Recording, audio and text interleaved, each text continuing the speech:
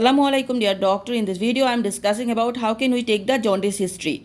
So jaundice history introduction is similar. Now present history we will ask first the OCD. As usual OCD onset, when it started, how long he is suffering this condition, what make it worse and what make it better. Then what is the color looks like, lemon or olive color, color of the poo and color of the pee. We will ask first time or recurrent occurred this jaundice. Is it associated with itching? And FWASL, that is fever present or nose, weight loss, weight gain, activity, sleep and lymph node lump. Did he look like you and his daddy? And any other concern, any chronic condition. Systemic review, we ask the GIT that in details, color of the poo, tummy pain, tummy size, all over the tummy or certain area, any thrown up, any loose motion recently, any dilated veins on his tummy. CNS, we ask in details like any morning headache, morning thrown up, any abnormal movement, any change in his gait and mode of recently, any fits, any eye deviations, roving eye.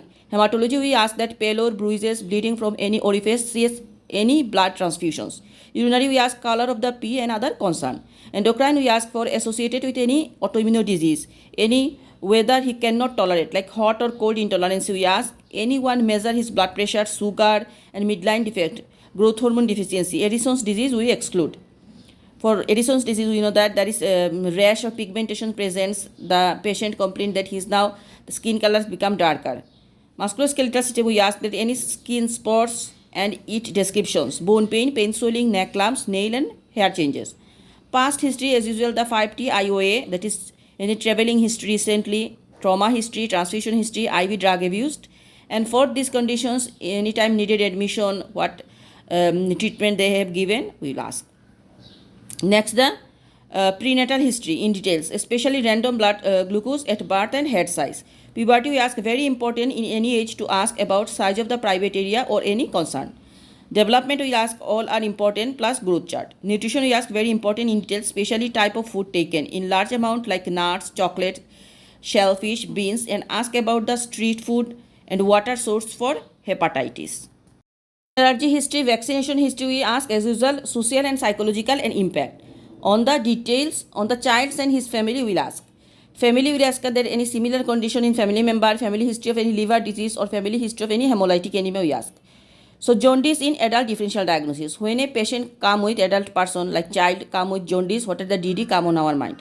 Unconjugated hyperbilirubinemia, these are hemolytic anemia, inherited disorders, Gilbert syndrome and Crigler-Najjar syndrome.